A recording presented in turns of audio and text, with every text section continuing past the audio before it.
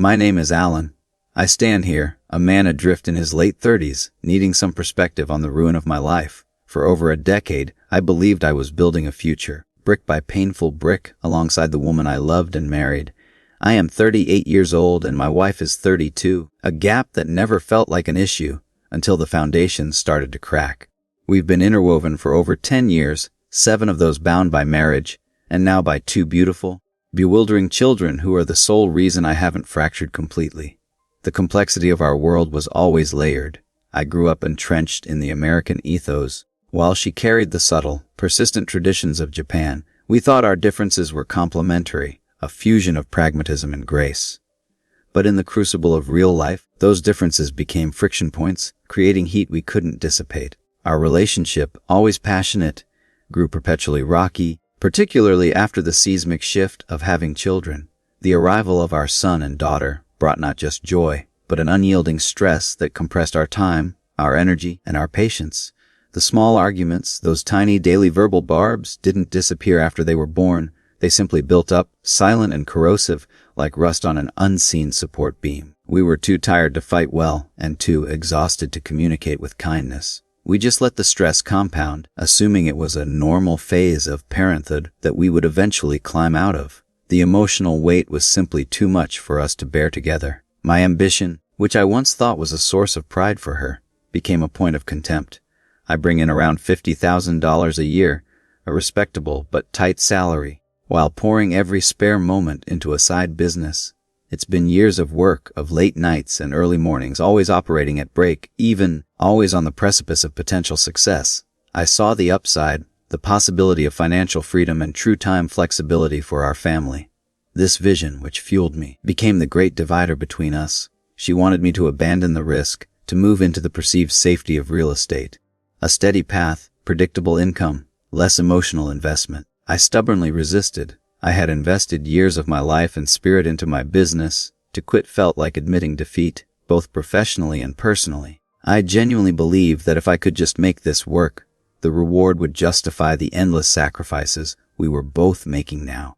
I wanted to give them more than just comfort. I wanted to provide abundance, a life without the constant anxiety of bills. The friction accelerated into open hostility around the time our son started kindergarten. The simple ritual of homework became a battleground for our conflicting parenting philosophies and our suppressed resentment. When he would ask for help, his face crumpled with fatigue and frustration, I would insist he had to try first. This wasn't just about the homework, it was about teaching grit, resilience, and the value of independent effort, values I held dear from my own upbringing in a demanding environment. But the moment he started to cry, begging me to just give him the answers, my own frustration would boil over. I would get impatient, my voice tight and brittle, echoing the demanding tones of my own childhood. That's when she would inevitably step in, acting as the immediate emotional rescuer. She'd soothe him, saying he was tired, and that I should simply provide the solution, wrapping him in a comfort I felt was counterproductive. She framed my insistence on effort as coldness, as a failure to empathize with his struggle. I would get furious. I saw her intervention as undermining my authority and, worse, indulging laziness that would hurt him in the long run. I'd argue back, saying he needed to at least try, that life doesn't hand out answers, projecting my anxieties about success onto his small shoulders. This constant tension, this cycle of argument, where the child was the silent collateral damage, blew up multiple times. The fights weren't about math problems, they were about our marriage, our money, and the deep, silent disagreement over who we were and who we were raising. Then came the fatal words, birthed from pure exhaustion and rage, not genuine intent. One evening, consumed by the sheer, crushing weight of it all, I heard myself say, "We should just divorce." The sound of it hung in the air, heavy and sharp, a verbal shard of glass. I didn't mean it. It was a desperate, frustrated threat designed to shock her into recognizing the severity of the problem, a cry for help disguised as an ultimatum. It was an alarm bell I rang in panic, hoping she would pull me back. But once the word was spoken, the damage was irreversible. After that night, I withdrew. I shut down emotionally, retreating into a fortress of silence. I stopped talking to her much, only offering necessary logistical updates about the children. I was terrified of escalating the situation further, believing silence was the only way to heal the wound.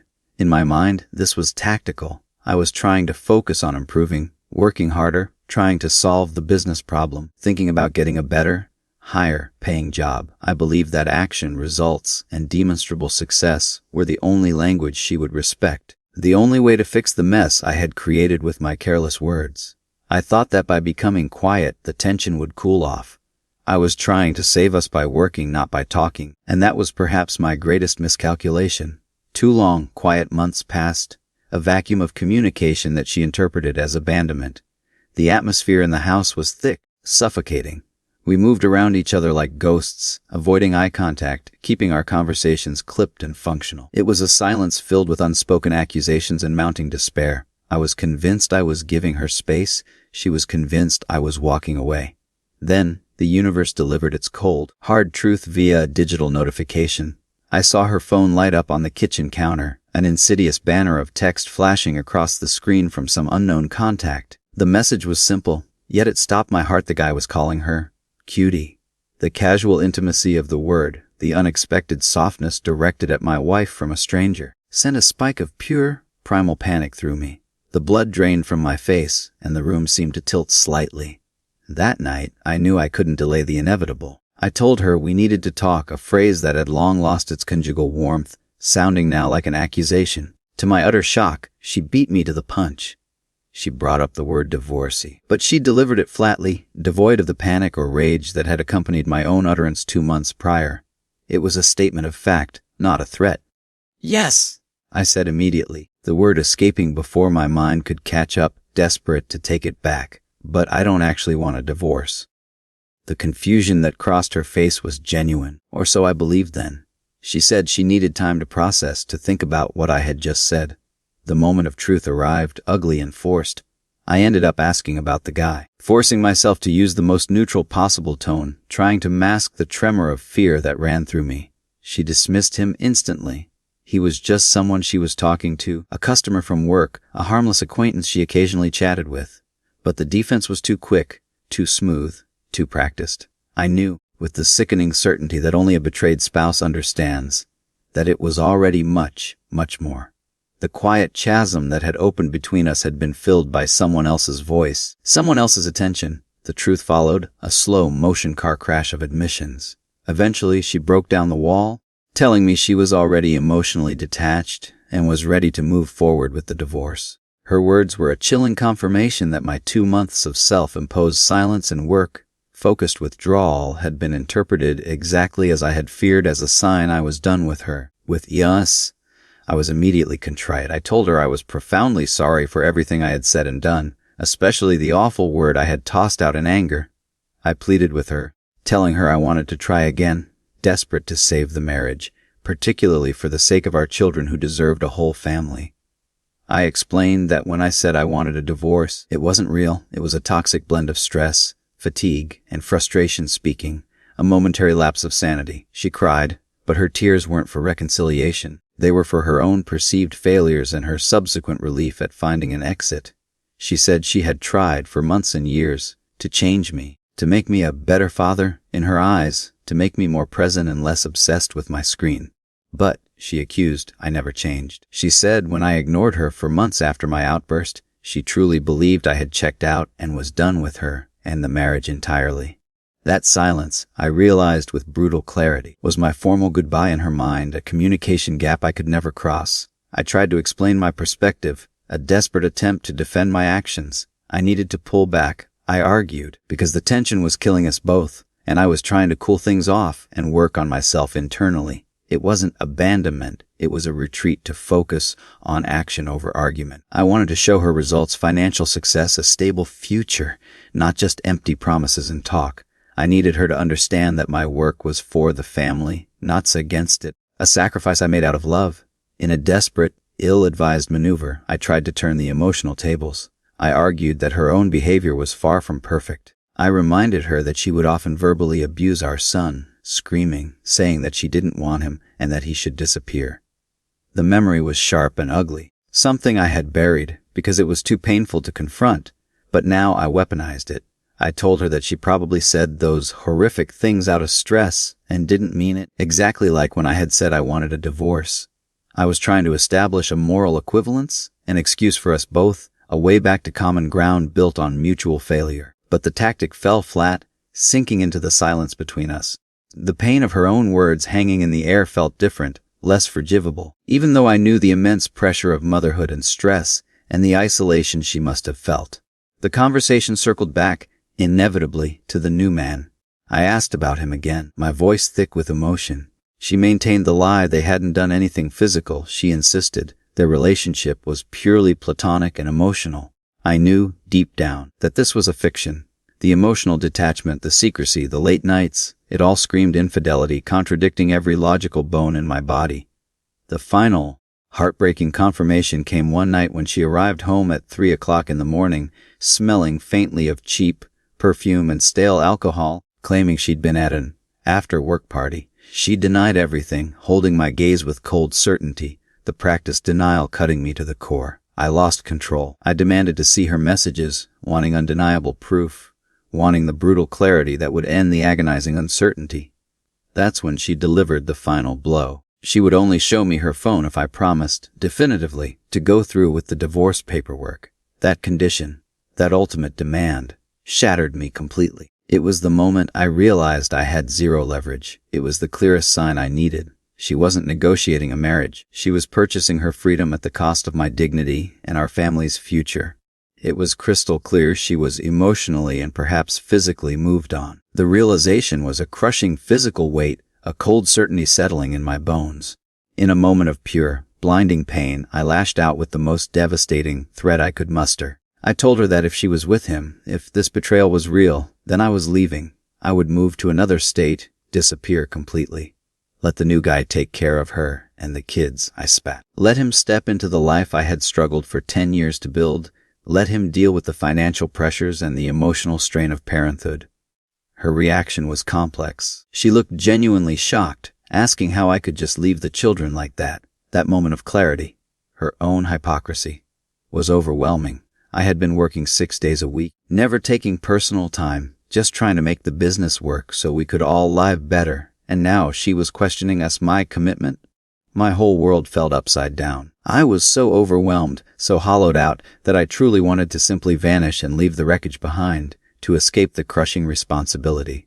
I cooled down eventually, recognizing the sheer, destructive power of my threat. It wasn't in the best interest of the children, and I knew it. I love my kids profoundly.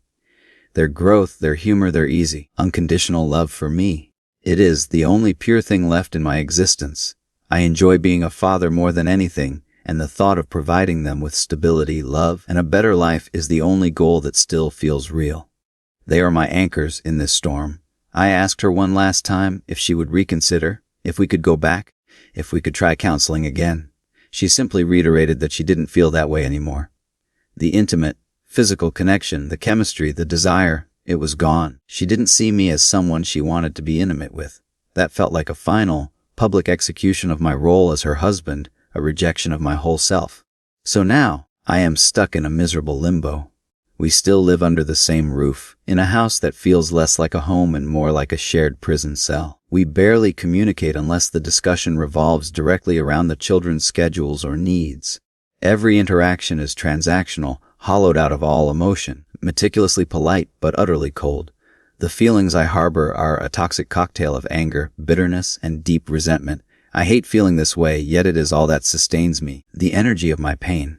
I find myself cycling through desperate attempts at recovery. I pray, I journal, and yes, I talk to an AI chat program like it's a qualified therapist, grasping for any shred of external logic or support. I've even started practicing Ho'oponopono, the self-clearing technique, whispering prayers of forgiveness and acceptance for a peace I cannot feel, but desperately crave. I don't want to despise her, but that hatred is the only emotion that surfaces whenever she is near, a visceral reaction I cannot control. I keep forcing myself to think about the kids, their fragile hearts, their need for both of us to be present even if we are broken. I briefly considered taking them, relocating, but the devastating reality is that when she is absent, they miss her terribly, crying out for their mother. That realization is a heavy anchor, preventing me from making any rash, devastating move that would crush them. I have succumbed to the petty, childish impulse for revenge and control. I leave dishes in the sink, knowing it will irritate her. I take the car out late at night, ensuring she can't easily sneak out to see him. I know it's a ridiculous display of emotional immaturity, but the feeling of powerlessness is so complete that these small acts of sabotage feel like my only defense, a tiny, useless way to reclaim agency. I hate that she sees me purely as a co-parenting partner, a designated babysitter who allows her the freedom to pursue the other man without consequence. I hate that my pain is her convenience, my commitment to the children is her passport to freedom. My own self-respect erodes with every minute I tolerate this charade. I continued to snoop, driven by that toxic need for control, and found out more about the man who dismantled my marriage. He's significantly younger, 28, a car mechanic, a former military man, and significantly Vietnamese. The cultural contrast and the sheer age difference added another layer of confusion to my pain. Why choose this? Why trade stability for this chaotic unknown? He seems to enjoy drinking, a detail that resonated painfully because my wife likes to drink to wind down. I had stopped drinking years ago, not because I didn't enjoy it, but because I became hyper-focused on health, success, and breaking the generational cycle of my own alcoholic parents. The sight of her drinking now feels like a confirmation of reckless indulgence. This new man represents everything I had deliberately chosen not to be: younger, less financially stable, more prone to impulsivity. She had dismissed me as too serious, too focused, too attached to my screen. The rage was immediate. I was focused on the family's future, on building long-term freedom, and she saw it as an emotional barrier. That accusation that I was best friends with my laptop still stings because the effort was meant for a sacrifice she now dismisses as an obsession. Looking back now, I see a pattern I was too blind or too kind to acknowledge. She was never truly happy with my efforts, often belittling me in front of her friends and family. I always passed it off as her joking, or way, the cultural difference manifesting as playful ribbing. Now, through this lens of betrayal, I start to realize it might not have been a joke. I am confronted by the terrifying possibility that she might possess traits of a narcissist, someone who inherently lacks empathy and uses deflection and blame to manage her reality, always needing an external enemy. The legal stalemate is as suffocating as the emotional one. I told her if she wants a divorce, she should be the one to file. Why should I, the betrayed party, who still holds a desperate love for his children and a shred of hope for the family unit, do the paperwork for her escape? I refuse to sign the document that grants her freedom.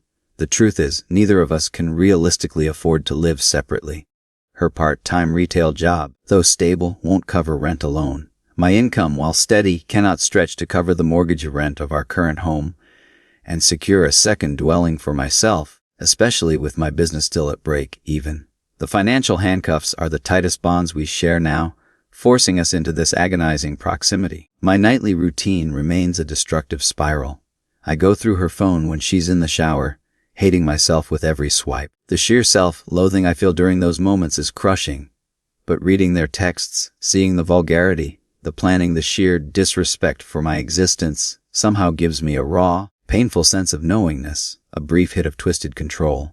The chat program therapist tells me I'm stimulating the negative nervous system reaction, destroying my peace, but the fear of the unknown is somehow worse than the certainty of pain. I constantly ask myself, whose fault is this? Did I push her away so definitively with the word divorce that she felt justified in seeking comfort elsewhere? Or was my angry comment just the convenient excuse she needed to justify an affair she already wanted? I am paralyzed by self-judgment. I am aware of the cliché. The husband blames himself while the wife blames him to excuse her behavior. But I cannot stop the self-flagellation. I judge my past actions, my moments of silence, my focus on the laptop, and my angry words, analyzing every mistake I made over the last decade. But I am trying to fight back to reclaim the man she left. I've started working out 3 times a week, a desperate attempt to channel the bitterness into physical exhaustion and strength. I am making a conscious effort to focus on my kids, to be present, to put my phone down, and to look them in the eyes when they speak, providing them with the stability I can no longer give their mother. Yet, the core questions haunt me, a relentless, repetitive loop in the darkest hours. Will she ever truly regret this devastating path she has chosen? Will the limerence fade? And will she suddenly recognize the wreckage she created? Will she ever come back to the stability and history we built? I play out the scene of her return 1,000 times in my head, knowing it will never happen. Does she feel any authentic remorse or guilt for the 10 years we shared, for the vows, for the pain she inflicted on our family? Or is she so consumed by this new life that our marriage is already a distant, meaningless memory, a closed chapter she never looks back on? The most terrifying question of all, will this younger car mechanic, this temporary fascination, eventually become dad to my children? Will he be the one teaching them to ride bikes, attending the school plays, and receiving the love that was once exclusively mine? The thought is a jagged knife in my gut. I know I am currently behaving in a controlling and erratic manner. I know it's eating me alive. There were moments, brief and terrifying, when the emotional pain was so profound I considered the ultimate act of self-destruction. The sheer hopelessness of the situation made me think of ending it all with a firearm, but the terror of the act, and the immediate, overwhelming image of my children growing up without a father, pulled me back every time. They are my precious angels, the source of all my remaining love and light. They are why I am still fighting. I am acutely aware that she is most likely telling her friends and family, and possibly even the other man, that I am the unreasonable, controlling one. I briefly tried to counter her narrative by mentioning the affair to her parents when we called them about the divorce. I made it clear that her infidelity was my deciding point. Their reaction was muted and defensive. They told us we should cool off, and that it was too early to use the word affair, clearly protecting their daughter while minimizing my pain, extending her gaslighting to the whole family unit. I took the first practical step toward independence. I told her that she needs to start paying half for everything: the mortgage, the utilities, the shared household expenses. Is this fair? I believe it is.